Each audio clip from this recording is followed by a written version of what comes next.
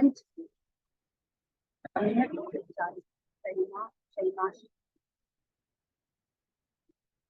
गति कषाय राणा संस्था विद्या कई कई रख देखा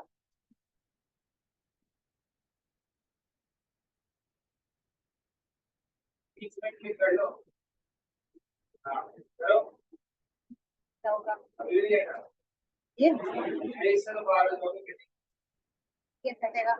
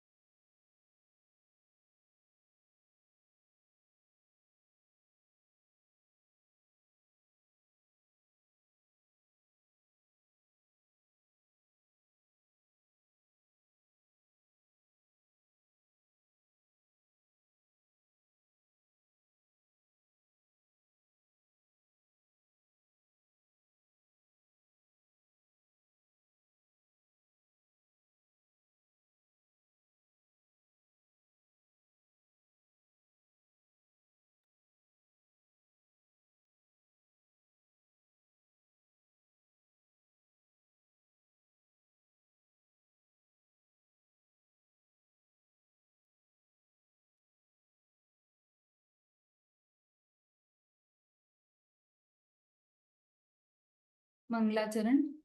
नमो अरिहंताणं नमो सिद्धाणं नमो आयिरियाणं नमो उवझायाणं नमो लोये सवसाहुणं मोक्षमार्गस्य नेतारं वेतारं कर्मभूभृतां ज्ञातारं विश्वतत्त्वानां वंदे तद्गुणलब्धये।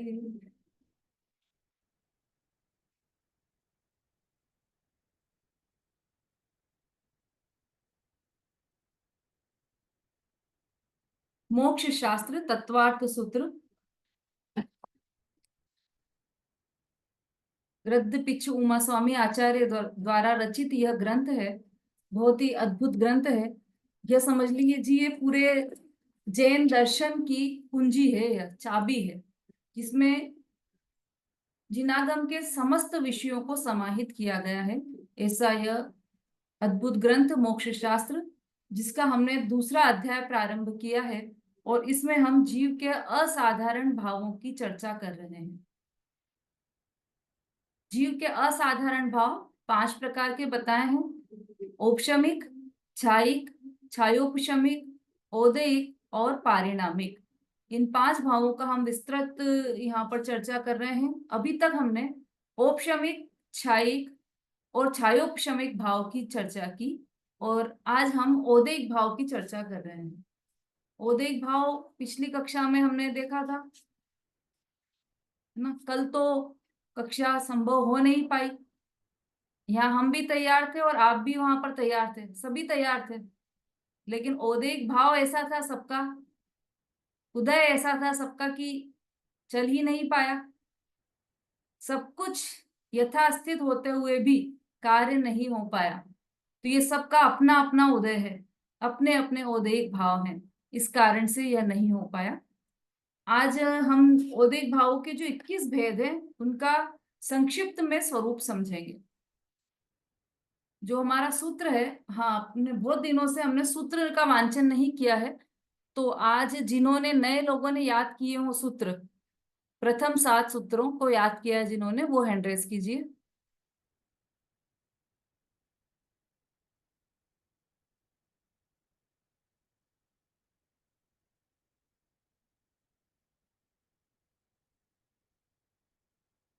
कुंद प्रभा जी।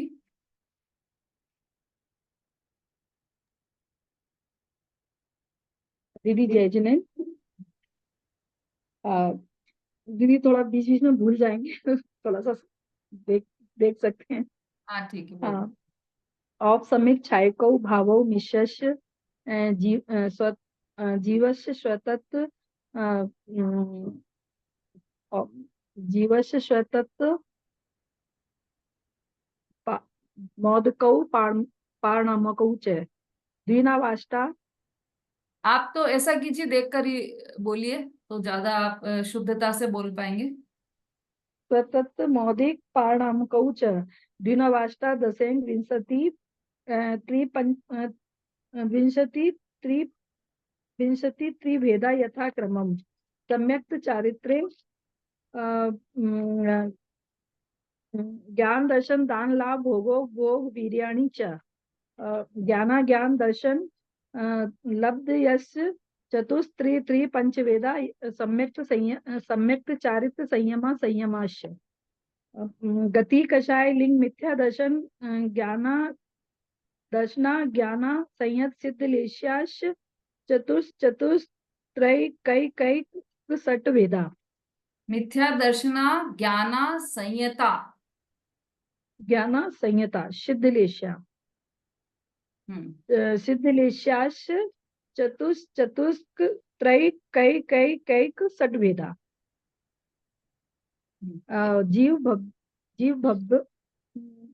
जीव भव्या भव्यत्वानि च। ठीक है। हाँ अनुज जी, भाई साहब बोलिए। दीदी जय जिनेन्द्र। हाँ जी। औपशमिक छायको भावो मिश्रश्च जीवस्य स्वतत्व मौदायिक परिणामकौ च द्विनवाष्टा दशैक विंशति त्रिभेदा यथाक्रमम् सम्यक्त चारित्रे ज्ञान दर्शन दान लाभ भोगोपभोग वीर्याणि च ज्ञान दर्शन लब्धश्चतुस्त्री त्रि पंचभेदा सम्यक्त चारित्रे संयमा संयमश्च गति कषाय लिंग मिथ्या दर्शना ज्ञाना संयता सिद्धलेशाश्च चतुस्त्रिक कई कई कई षड्भेदा जी भव्या भव्यत्वानि च। बहुत बढ़िया। ये आपने देखकर बोले हैं या बिना देखे? देख के बोले दीदी। चलिए, बहुत अच्छा। अब इसको आपको याद भी करते जाना है। हाँ अंतिम अभिलाषा जी बोलिए। जय जिनेन्द्र दीदी। हम्म। औपचारिकौ भावौ मिश्रस्य जीवस्वतत्व मौदैः पारिणामिकौ च द्विनवाष्टा दशैकविंशति त्रिभेदा यथा क्रमम् सम्यक् चारित्रे ज्ञान दर्शन दान लाभ भोगो भोग वीर्याणि च ज्ञाना ज्ञान दर्शन लब्धश्चतुष् ज्ञान ज्ञान दर्शन लब्धश्चतुष्वी कई कई पंचभेद ज्ञान ज्ञान दर्शन लब्धश्चतुष् है ना ज्ञान ज्ञान ज्ञान ज्ञान लब्धश्चतुष्वी कई कई पंचभेदा सम्यक चारित्रे संयमा संयमाश है ना दीदी। ठीक है, कोई बात नहीं, आगे। ज्ञान दर्शन ज्ञान ज्ञान दर्शना। कोई बात नहीं, इसको छोड़ दीजिए, आप आगे आगे बढ़िए। नहीं, एक मिनट दीदी। ज्ञान ज्ञान दर्शना मिथ्या दर्शन सिद्ध लेश्या चतुस्त्री कई कई भेदा है ना दीदी। चलिए ठीक है। आप तो देखकर है ना, लास्ट वाले 2-3 देखकर याद कर लीजिएगा। है ना। गति कषाय लिंग मिथ्या दर्शना ज्ञाना संयता सिद्ध लेश्या चतुष त्रय केक षड भेदा, ये है वो। और इसके पहले वाला भी थोड़ा मिस्टेक था। चलिए कोई बात नहीं, आप याद कीजिएगा। फिर भी आप देखिए करीब 36 या उससे भी ज्यादा पार्टिसिपेंट्स हैं हमारे यहाँ पर कुछ लोगों ने बिल्कुल बहुत अच्छी तरह से याद किए, है ना, और कुछ लोगों ने देखकर भी बहुत अच्छे पढ़े। तो सबको ये प्रैक्टिस होना चाहिए, सूत्र सबको याद होना चाहिए। ऐसा नहीं है कि सूत्र तो आएंगे नहीं, अब तो ऑनलाइन एग्जाम हो गए तो सूत्र लिखना नहीं पड़ेंगे। ऑन पेपर होते तो सबको सूत्र भी लिखना पड़ते और याद भी करना पड़ते, लेकिन उसका मतलब ये नहीं है कि आप सूत्र याद नहीं करें। सूत्र याद करने से आपको ही सुविधा होगी। जैसे याद कर लिया औपशमिक सम्यक तो चारित्र्य, तो आपको तुरंत समझ में आएगा कि औपशमिक भाव के दो भेद है, औपशमिक सम्यक तो और औपशमिक चारित्र्य।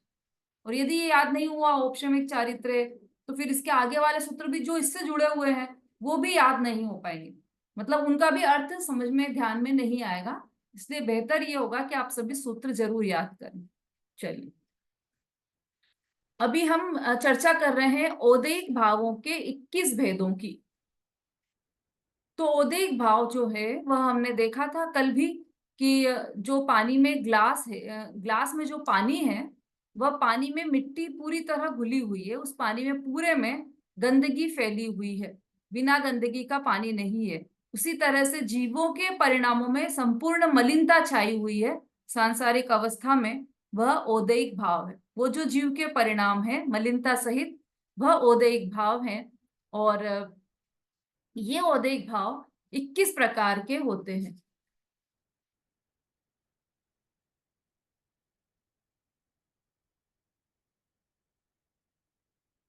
है ना। अब उसमें हमने देखा था कि जैसे ग्लास में मिट्टी उपशम रूप भी नहीं है, क्षय रूप भी नहीं, मतलब ना तो दबी हुई है और ना ही उसमें अलग हो गई है, ना तो नष्ट हुई है। तो न तो उपशम रूप है और न क्षय रूप है, तो कैसी है वह मिट्टी? उदय रूप है। ऐसे ही जीव के परिणामों में जो विकारी भाव है, न तो वह दबे हुए हैं ना नष्ट हुए हैं, पर वह उदय में है, इसलिए उसे औदेयिक भाव कहा है। औदेयिक भाव के 21 भेद है, सूत्र सबको याद है।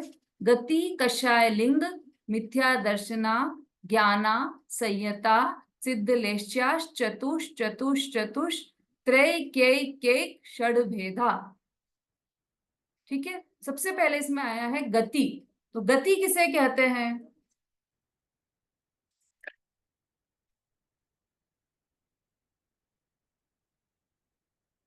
ये कल बताया था, गति किसे कहते हैं।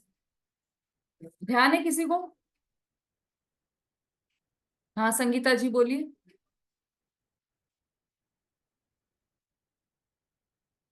दीदी पहले बचपन की परिभाषा तो वो थी कि जीव की अवस्था विशेष को गति कहते हैं, और आपने जो कल बताया उसका ये था कि जीव के कर्म के उदय से जब जीव नरक आदि गति को प्राप्त हो उसे गति कहते हैं। ठीक है, दोनों ही सही बोला आपने। एक को इसकी देखो कई परिभाषाएं बन सकती है। ऐसा भी कहा जा सकता है कि गति नामक कर्म के उदय से जीव की पर्याय विशेष को गति कहते हैं। ये दोनों का सम्मिलित हो गया, है ना। जो हमने बचपन में पढ़ा था कि जीव की अवस्था विशेष को गति कहते हैं, वो तो है ही, लेकिन वो अवस्था किस कारण हुई? कि कर्मों के उदय के कारण। कौन से कर्मों के उदय के कारण? गति नामक कर्म के, गति नाम कर्म के उदय से जीव की अवस्था विशेष को गति कहते हैं। तो इसमें कर्म की तरफ से भी हमने देख लिया और जीव के भावों की तरफ से भी हमने जान लिया। तो संक्षिप्त में यही कहेंगे कि गति नामा कर्म के उदय से जीव की पर्याय विशेष को गति कहते हैं। अब गति 4 है, नरक गति, तिर्यंच गति। भाई जिनका समाधान हो गया है वो हैंड्स डाउन कर लीजिए, और जिनको कुछ पूछना है केवल वही हैंड रेस कीजिए। हम्म। अब ये जो 4 गति है ना, गति 4 प्रकार की होती है। तो ये चारों गतियों की यदि हम परिभाषा पूछें तो परिभाषा लिखवानी पड़ेगी क्या? क्या आप बना सकते हो? हाँ बना सकते हैं, तो फिर बताइए क्या है परिभाषा। कौन बता रहा है? किसकी आवाज आई थी अभी?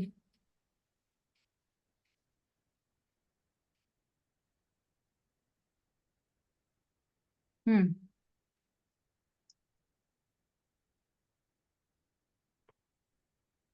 गति की परिभाषा हम सबने जान ली। हाँ बोलिए संगीता जी।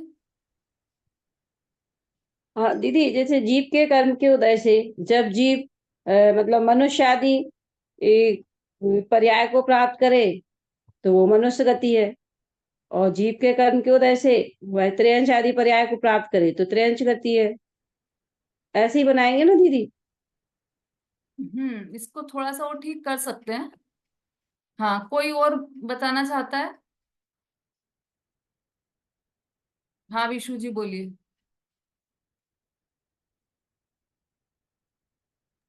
जयचने दीदी, हम्म। जैसे देवगति किसे कहते हैं? देवगति नाम कर्म के उदय से होने वाले जीव की अवस्था विशेष को देवगति कहते हैं। हम्म। मनुष्य गति किसे कहते हैं? मनुष्य गति नाम कर्म के उदय से होने वाले जीव की अवस्था विशेष को मनुष्य गति कहते हैं। देवगति किस नरक गति किसे कहते हैं? नरक गति नाम कर्म के उदय से होने वाले जीव की अवस्था विशेष को नरक गति कहते हैं। त्रियंच गति किसे कहते हैं? त्रियंच गति नाम कर्म के उदय से होने वाले जीव की अवस्था विशेष को त्रियंच गति कहते हैं। ठीक है, बहुत अच्छा, बहुत बढ़िया। इस तरह से हम ये परिभाषा चारों ही गतियों में लगाएंगे। गति नाम कर्म है ना, तो कौन सा गति नाम कर्म है? मनुष्य गति नाम कर्म से मनुष्य गति, देव गति नाम कर्म से देव गति, तिर्यंच गति नाम कर्म से तिर्यंच गति, और नरक गति नाम कर्म से नरक गति। इस तरह से चारों ही गतियां नाम कर्म के उदय से प्राप्त होने वाली जीव की अवस्था विशेष को या पर्याय विशेष को गति कहते हैं। तो ये हम समझ गए गति। उसके बाद दूसरा नंबर आया है कषाय। कषाय किसे कहते हैं? तो कल भी ये अपनी चर्चा चली थी कि जो आत्मा को कसे अर्थात दुख दे उसे कषाय कहते हैं। हाँ, हैंड रेज हो रहे हैं सभी के, बहुत बढ़िया, सबने अच्छे से सुना है ध्यान से। जो आत्मा को कसे अर्थात दुख दे उसे कषाय कहते हैं, और कषाय 4 प्रकार की होती है: क्रोध, मान, माया और लोभ, है ना। अब देखो, अलग अलग आगम में अलग अलग परिभाषाएं भी आई है कषाय की, मतलब मिलती जुलती है। तो उसका अपन ने सार निकाल लिया है कि जो आत्मा को कसे अर्थात दुख दे उसे कषाय कहते हैं।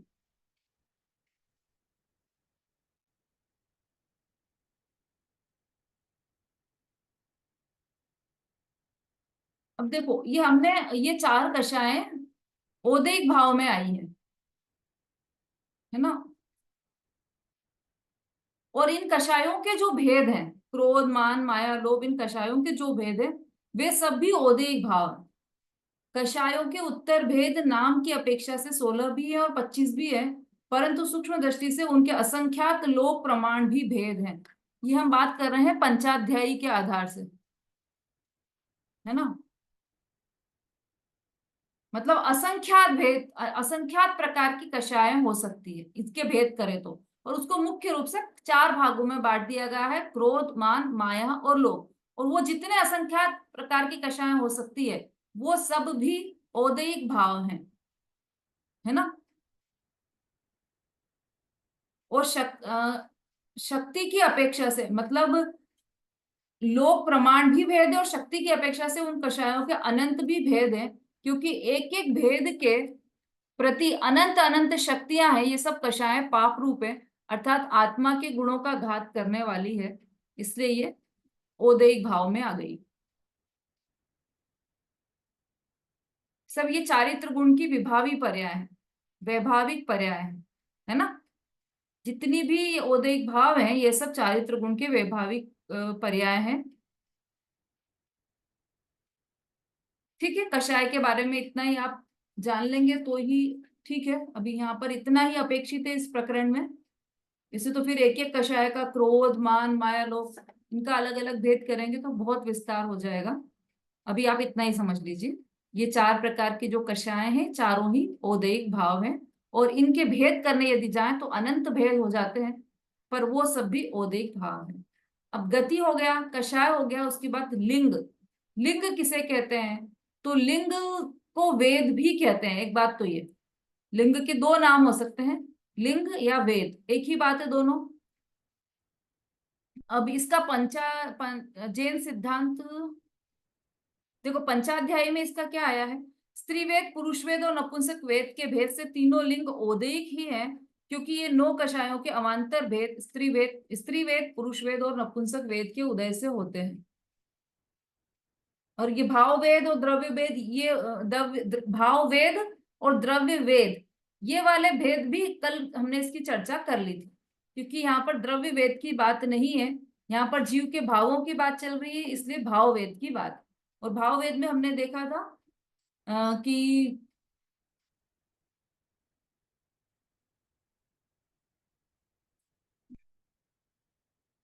पुरुष वेद के उदय से स्त्रियों के साथ रमण करने की इच्छा होती है, और स्त्री वेद के उदय से पुरुष के साथ रमण करने की इच्छा होती है, और नपुंसक वेद के उदय से दोनों के साथ रमण करने की इच्छा होती है। ऐसा ये सब ही औदैहिक भाव है, ये भी हम कल समझ चुके हैं। तो गति, कषाय, लिंग। अब मिथ्या दर्शन ये एक है, गति कितनी थी 4, कषाय कितनी थी 4, लिंग कितने थे, हाँ वेरी गुड अभिलाषा जी, लिंग थे 3। तो ये इतनी हमने चर्चा कर ली, 4 4 8 और 3,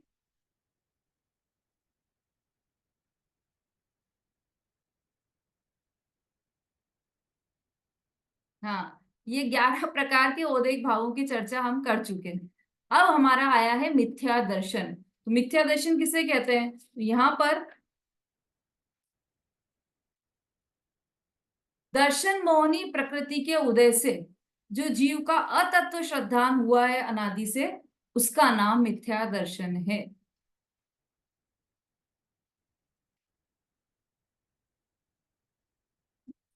ये लिखी थी शायद परिभाषा आप लोगों ने, दर्शन मोह के उदय से हुआ जीव का अतत्व श्रद्धान वह मिथ्या दर्शन है।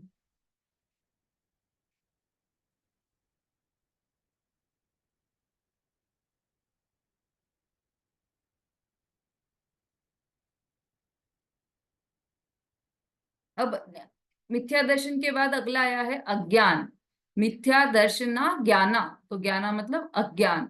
अज्ञान किसे कहते हैं, कि इसी मिथ्या ज्ञान को तत्व ज्ञान के अभाव से अज्ञान कहते हैं, और अपना प्रयोजन नहीं साधता यह मिथ्या ज्ञान, इसलिए इसको कुज्ञान कहते हैं।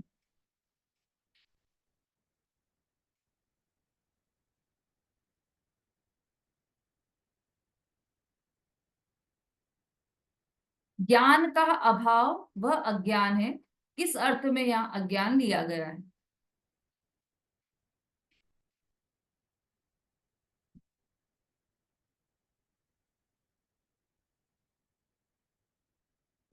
पंचाध्याय में क्या आया है देखो, जो अज्ञान भाव है वह वास्तव में औदैहिक जानना चाहिए, वह चेतना से रहित शरीर की तरह शून्यता रूप है, अर्थात अज्ञान भाव के रहने पर पदार्थ का सही ज्ञान नहीं होता।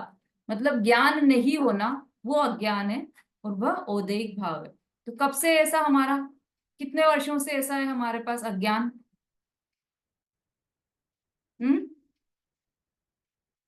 हाँ हाँ ठीक है कुंद प्रभा जी, समझ गई मैं आपकी बात।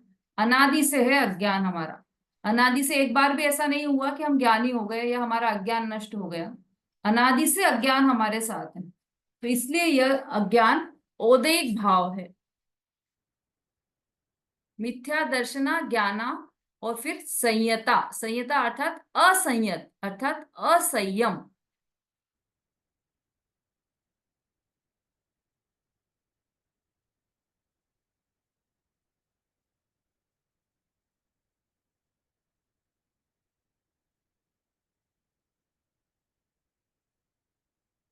अब इसको पंचाध्यायी के माध्यम से हम देखते हैं। कल हमने समझ लिया था वैसे असंयम, चारित्र मोहनी कर्म आत्मा के चारित्र गुण का घात करता है। चारित्र का नाम ही संयत अर्थात संयम है।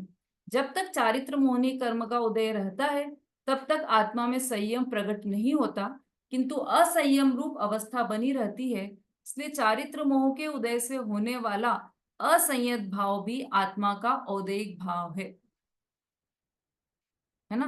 जब तक असंयम का उदय रहता है जीव संयम धारण नहीं कर सकता, और ये किस लिए होता है, क्योंकि चारित्र मोहनी का उदय रहता है जीव का। और जब तक चारित्र मोहनी का उदय रहता है तब तक असंयमित रहता है जीव। इतना विशेष है कि चारित्र मोहनीय कर्म के उत्तरोत्तर मंदता से उस असंयत भाव में भी अंतर पड़ता चला जाता है।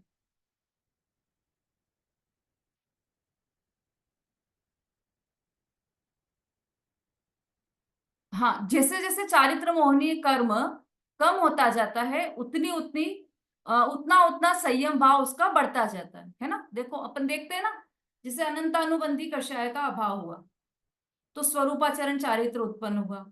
फिर अनंतानुबंधी के बाद अप्रत्याख्यान कषाय का भी अभाव हो गया तो फिर क्या हुआ, अणुव्रत आदि करने लगा तो ये संयम भाव जाग गया। फिर प्रत्याख्यानावर्णी कषाय का भी अभाव हो गया तो फिर सकल चारित्र हो गया।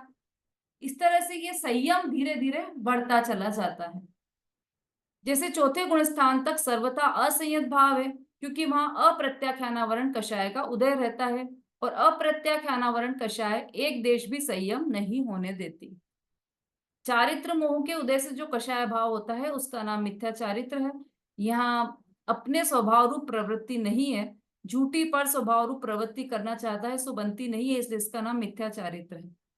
मतलब आप देख लीजिए कि मिथ्या दर्शन, मिथ्या ज्ञान और मिथ्या चारित्र आ गए, ये तीनों कंटिन्यू है ना। मिथ्या दर्शना, ज्ञाना, संयता।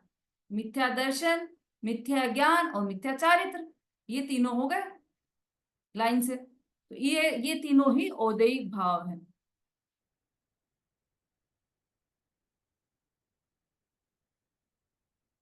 मतलब कषायों की प्रवृत्ति को मिथ्या चारित्र कहते हैं।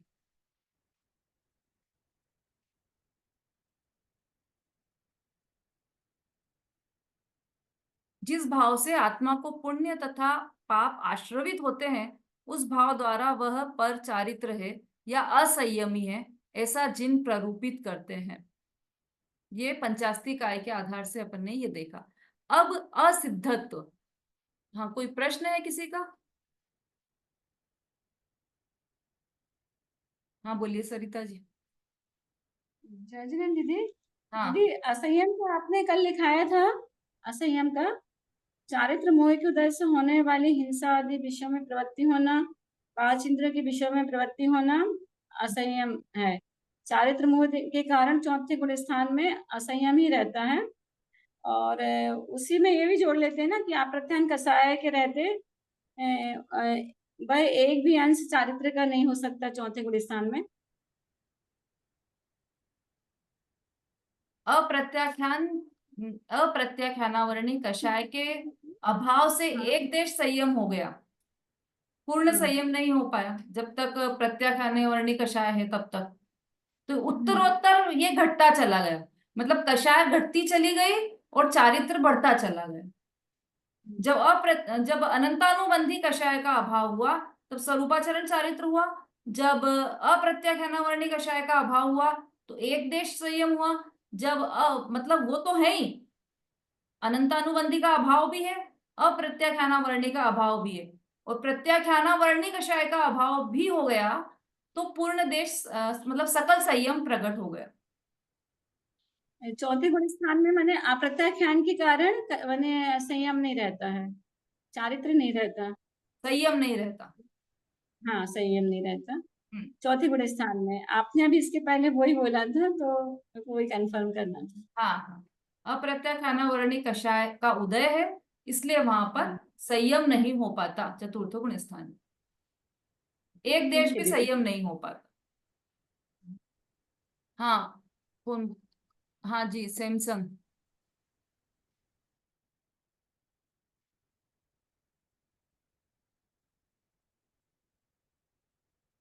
अनम्यूट करके बोलिए।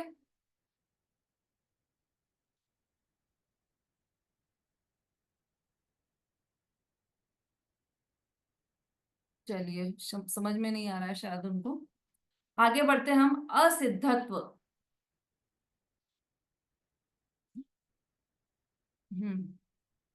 शोभा जी कहाँ है?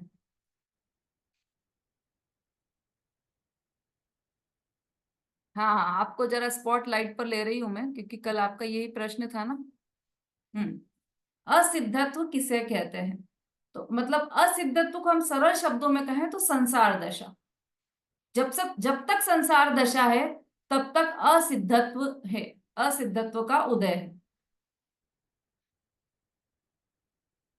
है ना। तो ये संसार दशा तो हो गई जीव के परिणामों की अपेक्षा से बात, और कर्मों के एंगल से बात करेंगे हम, तो जब तक कर्मों का उदय है तब तक असिद्धत्व है।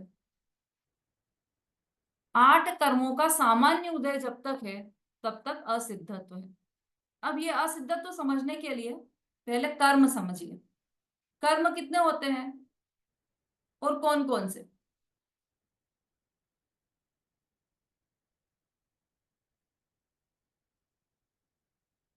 चलिए आज किसी नए से पूछते हैं, लतिका जी बोलिए।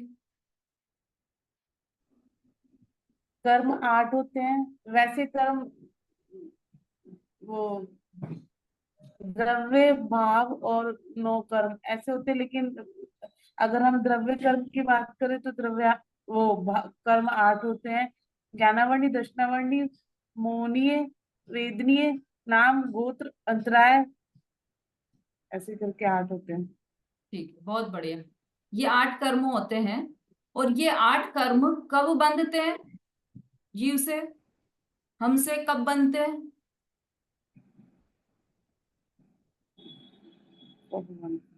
चलिए कोई बात नहीं, देखिए ये जो 8 कर्म हैं ये प्रति समय बंध रहे हैं। इन 8 कर्मों में से 7 कर्म तो प्रति समय बंध रहे हैं। एक समय भी ऐसा नहीं है कि जब कर्म नहीं बंध रहे। 7 कर्म प्रति समय बनते हैं। एक कर्म है जो आयु कर्म है, वह एक बार ही बनता है जीवन में। तो बाकी के सब ज्ञानावर्णी, दर्शनावर्णी, मोहनी, अंतराय, नाम, गोत्र और वेदनी, ये सातों कर्म प्रति समय जीव के बंध रहे हैं। इनका आश्रय प्रति समय हो रहा है, प्रति समय ये बंध रहा है। कब? संसार दशा में। तो ये जो 8 कर्म प्रति समय बंध रहे हैं, यही तो असिद्धत्व है।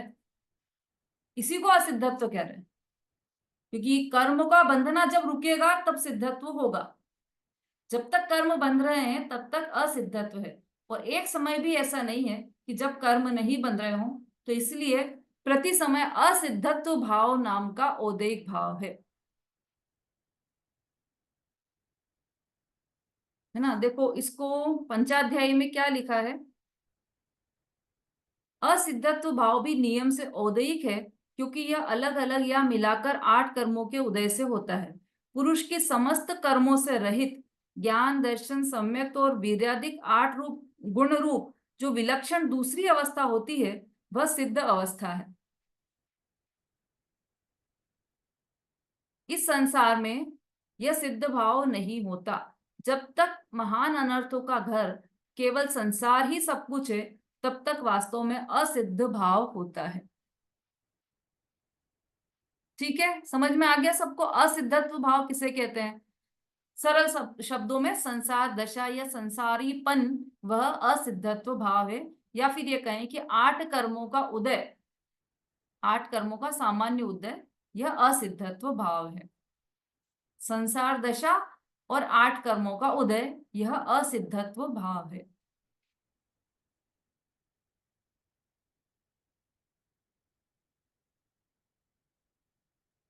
हाँ, लिख तो रहे हैं आप, लेकिन समझ में आया है या नहीं ये बताइए। समझ में आ गया असिद्धत्व भाव किसे कहते हैं? कि जिसके उदय के कारण सिद्ध दशा प्रकट नहीं हो रही है, वह असिद्धत्व भाव है। ठीक है, अब आगे बढ़ते हम लेश्या, है ना। पहले 4 गति, हाँ चलो कौन कौन सी हो गई चीजें हमारी औदैहिक भाव में? अभी तक कितनी चीजें हो गई?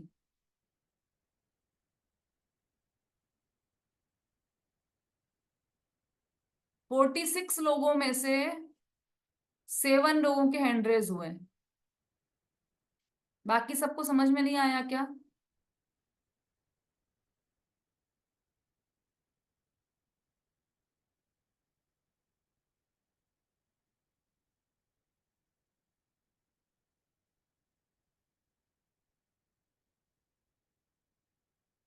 मीनाक्षी जी बोलिए।